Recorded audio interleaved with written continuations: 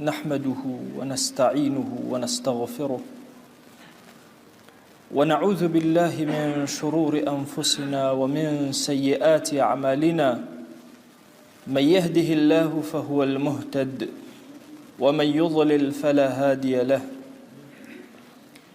أشهد أن لا إله إلا الله وحده لا شريك له وأشهد أن محمدًا عبده ورسوله يا أيها الناس اتقوا ربكم الذي خلقكم من نفس واحدة وخلق منها زوجها وبث منهما رجالا كثيرا ونساء واتقوا الله الذي تساءلون به والأرحام إن الله كان عليكم رقيبا لپاش سپاس و ستایشێکی بێهامتا بۆ کردگاری مەزنون داواکردنی درود و ڕەحمەت وەسەر گیانی پاکی پێشەوای مرۆڤایەتی محەممەد صلی الله تعالى عليه وسلم. رب العالمین مەخلوقاتی زۆر و زەوەندەی خەڵق کردووە و دروست کردووە. هەموو مەخلوقێک لە مەخلوقەکان کە تێئەفکری هەموو بەچەیەک لە بەچەکانیان کە لەدایک ئەبێ بە سەلیقە زۆر شت ئەزانێ، چ لە باڵدارەکان چ لە ئاژەڵەکان هەمویان سەلیقەیان هەیە و ژیان گوزەر ئەکەن. جوجەڵەیەکی بچووک بێنە پێشاوی خۆت لە هێلکەیەتە دەرەوە بەردێک و گەنمێک لە یەک جیا ئەکاتەوە. تەنها مرۆڤ کاتێک کە لەدایک ئەبێت هیچ نازانێ. والله أخرجكم من بطون أمهاتكم لا تعلمون شيئا. هیچ شتێک نازانێ، هەمووی بە دیراسە و تعلیم فێرە بێ. پێویستی بەوەیە چاو کاتەوە، گوێ کاتەوە، تێبفکرێ، بە تەقلید لە دایک و باوکیەوە زۆر شت فێر بێ هەتا ئەو ساتەی خوێندنەوە فێر ئەبێ. ئیتر ئەبێت جیهان بخوێنێتەوە، ئەبێت کتێب بخوێنێتەوە، پەڕەکانی ژیانی خۆی بخوێنێتەوە، پەڕەکانی ژیانی خەڵک بخوێنێتەوە، لە خامەی خۆی بفکرێ، خامەی خەڵکی بخوێنێتەوە. ئێمە ئومەتێکین کاتێک کە سەرەتای قورئان دەستی پێکرد بە وشەی ئیقرأ دەستی پێکرد، نەیفەرموو تەعەلەم فێری عیلم بن یا فێری عیلم بە ئەی پێغەمبەری خوا صلی الله عليه وآله وصحبه وسلم، فەرمووی ئیقرأ بخوێنە. کەوابوو ئێمە ئومەتی ئیقرائین، ئومەتی خوێندنین، ئومەتی خوێندنەوەین. ئەبێ ئەم ئومەتە چی بکات لەناو ئەم ململانەی ئەمڕۆ چۆن خۆی قوتارکە؟ بەتایبەتی وڵاتە داگیرکراوەکان، هاوێنەی وڵاتی ئێمە کە دووەلی کافر هەمیشە وڵاتانی موسڵمان داگیرەکەن، خێر و بێری ئەبن و گەلەکەی نەخوێندەوارەکەن، بە هەر وەسیلەیەک لە وەسیلەکان بێ نەخوێندەواریەکەن. ئەگەر بۆیان ڕێک نەکەوت زاناکانی ئەکوژن، لە ناوی ئەبن. ئەگەر نەیانتوانی ئەمە جێبەجێکەن، ئەنواع وەسائل بەکارهێنن کە تا ئەو ئومەتە بۆ دوا بگەڕێت. ئێمە ئومەتی پێغەمبەرگیان صلی الله عليه وسلم هەموو زاناکانی ئەم ئومەتە، خەلیفەکان و گەورە پیاوەکانی هەمووان خەریکی خوێندنەوە بوون. مناڵەکان هەمویان خەریکی خوێندنەوەی قورئان بوون، بە مناڵی قورئانیان لەبەر ئەکرد کە گەورە ئەبوون تێ ئەفکرین و ئەفامین لێی. زاناکان هەمیشە ئەیان نووسی کاتێک کە پێغەمبەرگیان صلی الله عليه وسلم فەرمووی قەیدوا العلم بالكتاب، کە ئیمامی حاکم ڕیوایەتی کردووە و شێخ ئەلبانی تەصحیحی فەرمایشتەکەی کردووە، فەرمووی عیلم بنووسنەوە، تەقییدی کەن بۆی نەفەوتێ. ئیتر زانایانی ئەم ئومەتە بە دەستێک ئەیان خوێندەوە، بە دەستێ ئەیان نووسی. پرسیاریان کرد لە ئیبن مبارەک، عەبدوڵای کوڕی مبارەک، پێیان وت باشە ئەوە شێت نابی تۆ لەناو ئەم کتێبانە شەو و ڕۆژ؟ فەرمووی چۆن شێتە بم؟ کاتێکە لەگەڵ ئێوە دانیشم، ئێوە جۆرێکن لە کتێبەکانە لە خزمەت کەلامی خوا و پێغەمبەری خوا صلی الله عليه و آله وسلم دانیشم. کاتێککە لە ئێوە دوورەکەم وچمە ناو کتێب ژیان لەگەڵ پێغەمبەری خوا صلی الله عليه وسلم لەگەڵ هاوڵانە بەسەر ئەبم ئیتر چۆن شێتە بم. ئیمامی زوهری ئەوەندە عاشقی کتێب بوو خێزانەکە ئەیوت خۆزگە سێ ژنی تری ئەبوو بەڵام سەری نەئەکردە ناو کتێب. خەلیفەکان کاتێک کە باسی خەلیفە ئەکەین تەسەور مەکەن کەسێکی جاهیلی نەخوێندەوار بێ ئاگا غافڵ نا، تەسەورکەن خەلیفە کەسێک بوو ژیانی لەگەڵ خوێندنەوە سەرفە کرد. ئێوە ئەزان خەلیفەی موسڵمانان جوڵەیەک لە جیهانە بۆ ئاگای لێ نەبێ، بۆ مەکتەبی بەرید چی ئیشی هەبوو، بۆ پاشایەکی ئەوروپا هەبوو دابنرێ و خەلیفە موافقەی لەسەر نەکا و بڕیایی لەسەر نەدا. چۆن ئێستا ئێمە چه حیزب و چه تشکیلەی ڕئیس و چه هەرچی شتە ئەبێ ئەوان موافقەکەن، ئەبوایە خەلیفەی ئێمە موافقەی کردە و ئومەتی ئیسلامی 1000 ساڵ حکمی جیهان لە خۆوە کراوە و ئازان بە هەوانتە چوە بەڕێوە. حەضارەتێکی ئیسلامی گەورە، سیاسیینێکی گەورە، عوقەلای زۆر گەورە ئەم کاریان جێبەجێ کردووە. خەلیفەی موسڵمانان چۆن مامەڵەیان لەگەڵ ئەکرد لەگەڵ یەکترە، چۆن مامەڵەیان ئەکرد لەگەڵ جیهانە، چۆنیان ئەخوێندەوە. بۆ شەوی تایبەتی خوێندنەوەیان نەبوو، بۆ ژیانی پڕ لە کەماڵاتی خوێندنەوەیان نەبوو، بۆ هەر زانایە کتێبێکی ئەنووسی خەڵاتی تایبەت نەئەکرد لایەن خەلیفەوە نەی ئەخوێندەوە سەیری نەئەکرد، بۆ هەر شاعیرێ شیعری ئەنووسی خەلیفە لەبەری نەئەکرد و سەیری نەئەکرد. بۆیە ئێمە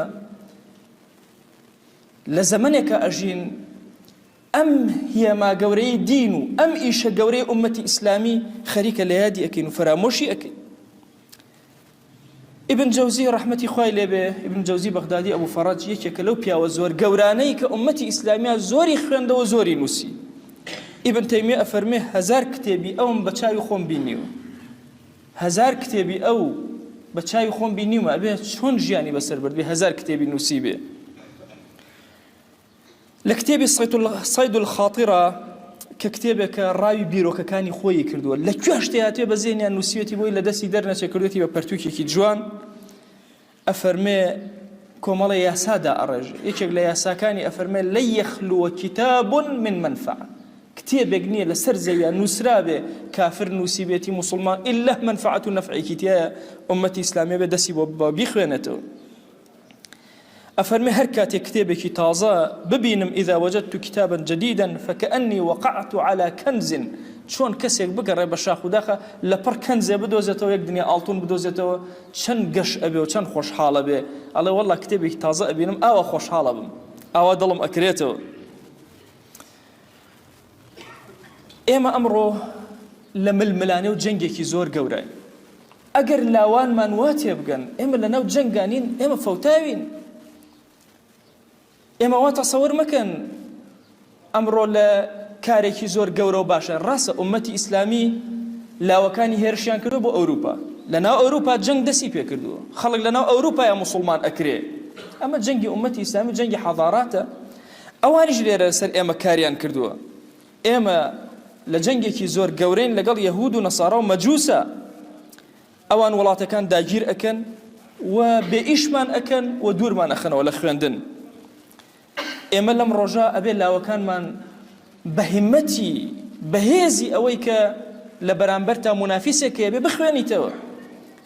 معقولە یونسکۆ لە یەکێک لە تەقریرەکانی ئاڵێ هەندێک خەڵکی موسڵمان و هەندێک منتیقە هەیە لە ساڵێکە 6 دقیقە شتە خوێندنەوە، 6 دقیقە، 1 ساڵی کابێ. ئەی چەندە سەیری مۆبایلەکەیانەکەن و شاشەکەن. دووەلی ئیسلامی هەموو فەردێک ئەگەر کاتەکانی بۆ تەوزیعکەی 4 سەعات بە بەلاش، نەک بە فائیدە، فائیدەکان لێگەڕێت، 4 سەعات بە بەلاش لەسەر مۆبایلەکەی وەستاوە، لەسەر شاشە مەرج نییە مۆبایل، ئیتر ئایپاتە، شاشەیە، کۆمپیوتەرە، تەلەڤیزیۆنە، شاشەکان هەموو 4 سەعات بەبێ ئیسفادە. یعنی لە ساڵێکە 2 مانگی کامیل تۆ حەیاتت فەوتاوە. یعنی لە ساڵێکە 2 مانگ و لە 12 ساڵە 2 ساڵم فەوتاوە. 2 ساڵ ئەزان چ شۆڕشێکی پێ ئەکرێ، چی گەورە ئەبێ ئینسان پێی. بەینەما سەیرەکەی سبحان الله ئومەتەکەی پێغەمبەری خوا صلی الله عليه وسلم ئومەتی ئیقرا، ناخوێنێتەوە. ئێمە وا تەسەوور نەکەین مۆبایلەکەت پێ بێت و ئەبیتە ڕۆشنبیر.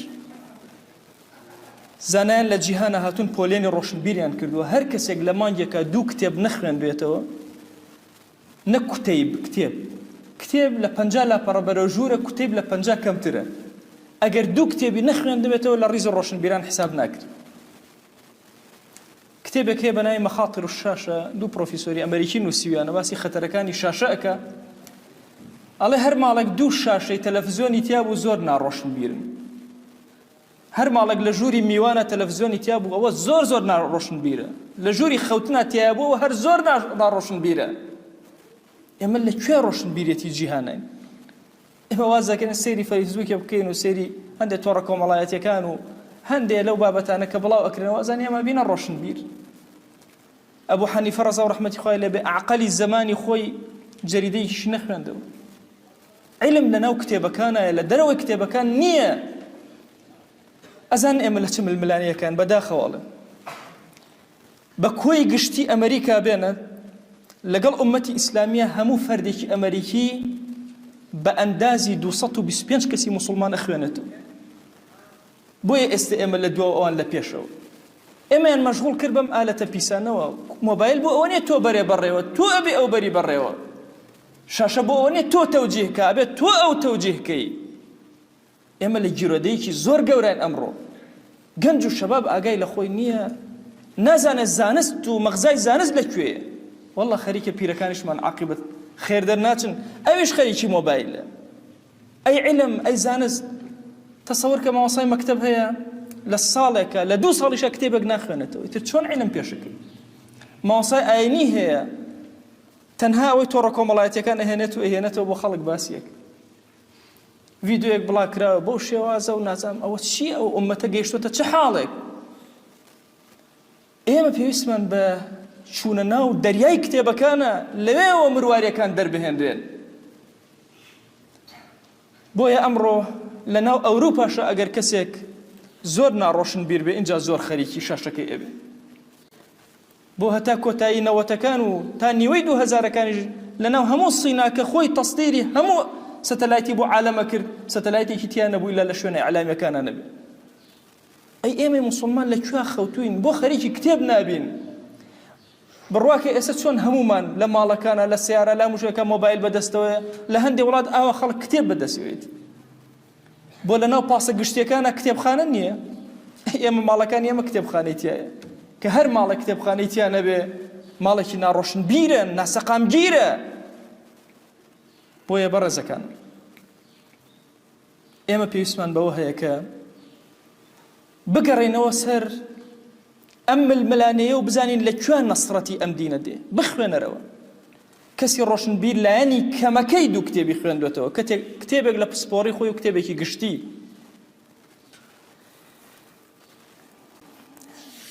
ئەوە نزمترین ئاستی ڕۆشنبیری ئەگەر تۆ 2 کتێبت خوێندەوە. ئەی فەمافەوق چەندێک ئەخوێنیتەوە، چی ئەخوێنیتەوە، چی ئەکەی. ئەچینە خزمەت هەژاری مکریانی لە کتێبی چێشتی مجێورە. باز بۆ کوڕەکەی ئەکا. طبعاً پێشەکی کتێبی چێشتی مجێور کتێبێکی زۆر عەزیمە. ئەو پێشەکیە لە ڕووی کۆمەڵایەتیەوە زۆر گرنگە هەموو کەس بخوێنێتەوە. دەقەکانی زۆر وردن، باسی هەموو بارەکانی ژیانت بووەکە. لەگەڵ خەڵکە چۆن مامەڵەکە، لەگەڵ خۆتە چۆن مامەڵەکە، چۆن هاوسەر هەڵبژێرە، کامە چاکەیە و کامە خراپەیە، چەندێ بڕاو بە سیاسیەکان هەبێ، چەندێ ئەوانەی پیاتە هەڵەدەن بڕاو پێیان هەبێ. لە هەموو بوارەکان باسی کردووە. لە بواری کتێبیش ئەفەرمێ دۆستی ڕاست و بێمنەت کتێبە و بەس. تاریخت بۆ ئەڵێ، چیرۆکی کۆن و تازت بۆ دەگێڕێتەوە، لێی پرسە جوابت ئەداتەوە و منەتیشت لەسەر ناکات. باشترین مامۆسا بۆ تۆ کتێب هەموو کاتێک ئامادەیە. هیچ مامۆسایەک نییە لەسەر زەویە هەموو کاتێک ئامادە بێت دەرس بە تۆ بڵێ 2 شەو هەڵسە، 3 هەڵسە، 1 هەستە بنەوە لە کتێبەکەت ئامادەیە بیکەرەوە دەرست پێڵێ. هیچ مامۆسایەک نییە ماندوو نەبێ، نیو سەعات 10 دقە سەعاتێک دەرست پێڵێ و تەواو ئەبێ. بەڵام کتێب ماندوو نابێ مەگەر تۆ ماندوو بی.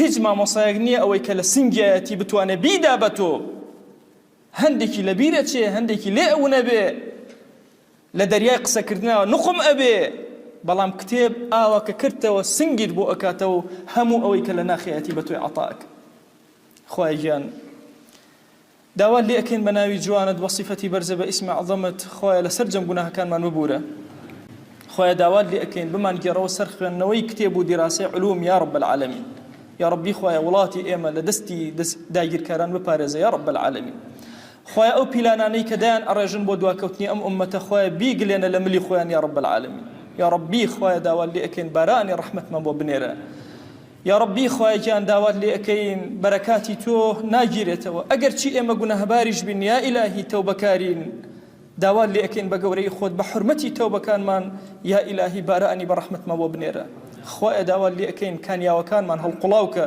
بیرەکانمان پڕئاوکە بەرەکاتی ئاسمان و زەوی بەسەر ماڵ و مناڵمانە ببارێنە بەرەکەت بخەرە کار و کەسابەت و بازارمانەوە بەرەکەت بخەرە ناو زەرعات و فەلاحەت و ماڵداریمانەوە یا ربی خوایە داوا لێ ئەکەین بە ڕەحمەت و بەزەی خۆت ئیلاهی لە گوناهی مردوەکانمان ببورە لە گوناهی دایک و باوکمان ببورە لە گوناهی خێزان و مناڵ و حەفیدەکانمان ببورە یا ئیلاهی داوا لێ ئەکەین بە ڕەحمەت و بەزەی خۆت لە گوناهی ماوەسە و قوتابیمان ببورە لە گوناهی خۆشەویستانمان ببورە یا ئیلاهی داوا لێ ئەکەین بە ڕەحمەت و بەزەی خۆت بە کەڕەمی خۆت هەر گرفتێکمان هەیە بۆمان چارەسەرکە یا ئیلاهی تۆ خۆت شاهیدی ئەم عەبدانە ڕویان کردوتە ماڵەکەی تۆ پەروەردگارە نیدائی تۆ و بانگی تۆ هەمویانی کۆ کردەوە یا ئیلاهی سوژدە ئەمانە بۆ کەس نابن بۆ تۆ نەبێ ڕکوع نابن بۆ تۆ نەبێ دەستی دوعا بەرز ناکەنەوە تەنها بۆ لای تۆ نەبێ دەیا ئیلاهی دوعاکەنەن گیرا بکە ادعوا الله وأنتم موقنون بالإجابة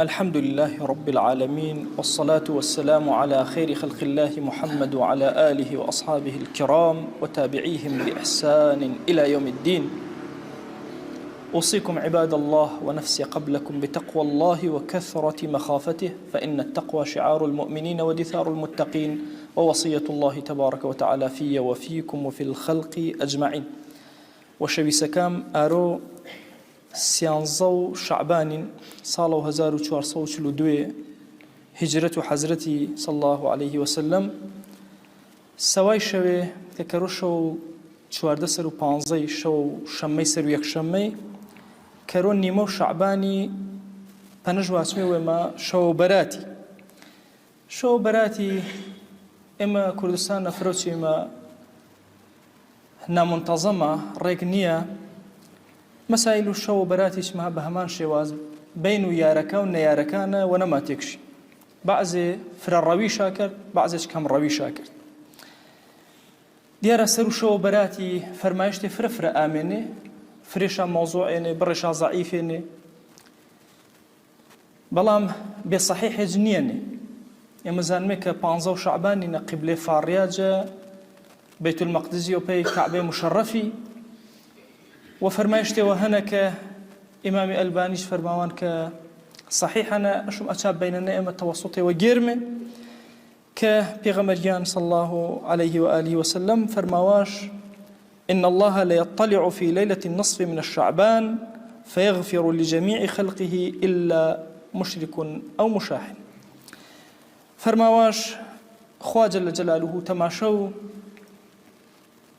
أعمال كردو عبدكا كرو جشو براتنا قركاتي خواي قورا عالمة بكردو كائمة بلام كردوي أصالي ما قردش رب العالمين ملو شبور خاصة الكردن خراب الكردن قرد فرماو جا قردو مخلوقاتك ايش وجبو يعني ما نقوش بين شويشو وجبي خوين جا قردي ما وجبو إلا دوي كسنة يوشا أكسنة كمشركة أخوا بناما بو شريكش بيخواي قراردان دوام دوێ کەسێنێک کە پێوە قینیشە جەیەکتریمێ ئێمە ئومەت وەشەویستینمێ وتأتي أهل السنة أهل وشويسين قيني ما جهيش بيغمبر مبو صلى الله عليه وآله وسلم قيني ما جهيش صحابي وولي ومبو أبد جهيش زانا وعالمي ومبو قد إما أمته وشويسين من ورو أنا إيش شوي خوا جل جلاله جدوي كسا وجمه يا مشركة يا دوي كسا قصشان ينبي وقيني شاجي كثير كأمته بيغمبر يعني صلى الله عليه وآله وسلم مبو تشويسان أبو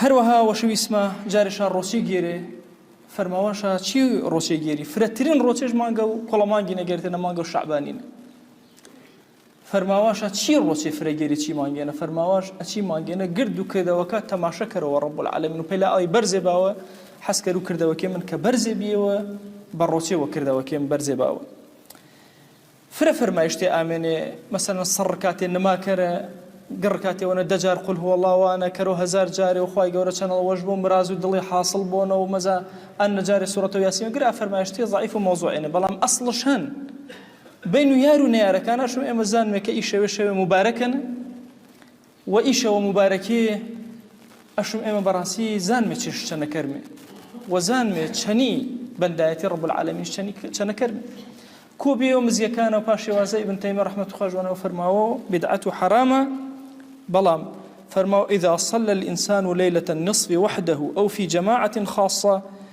كما كان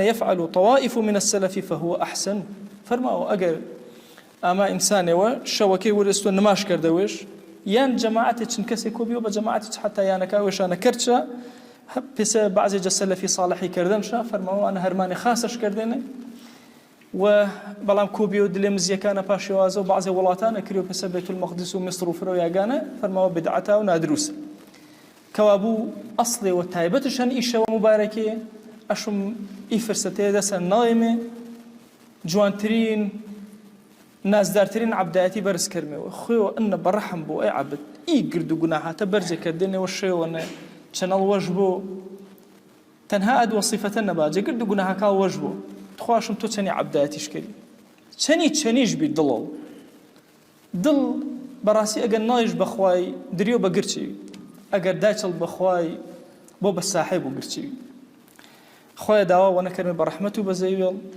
رحمته بزي مجمل مارا عفو ما كره هداية ماذا يا رب العالمين وأوصيكم أيضا بالصلاة والسلام على رسول الله حيث أمرنا الله تبارك وتعالى قائلا إن الله وملائكته يصلون على النبي يا أيها الذين آمنوا صلوا عليه وسلموا تسليما اللهم صل على سيدنا محمد وعلى آل سيدنا محمد وبارك على سيدنا محمد وعلى آل سيدنا محمد كما صليت وباركت على إبراهيم وعلى آل إبراهيم إنك حميد مجيد اللهم اغفر للمؤمنين والمؤمنات وللمسلمين والمسلمات ولمن أنشأ هذا المكان اللهم أعز الإسلام والمسلمين وأهلك الكفرة والملحدين اللهم انصر من نصر الدين واخذل يا رب من خذل الإسلام والمسلمين اللهم آت نفوسنا تقواها فزكها أنت خير من زكاها أنت وليها ومولاها آمين آمين والحمد لله رب العالمين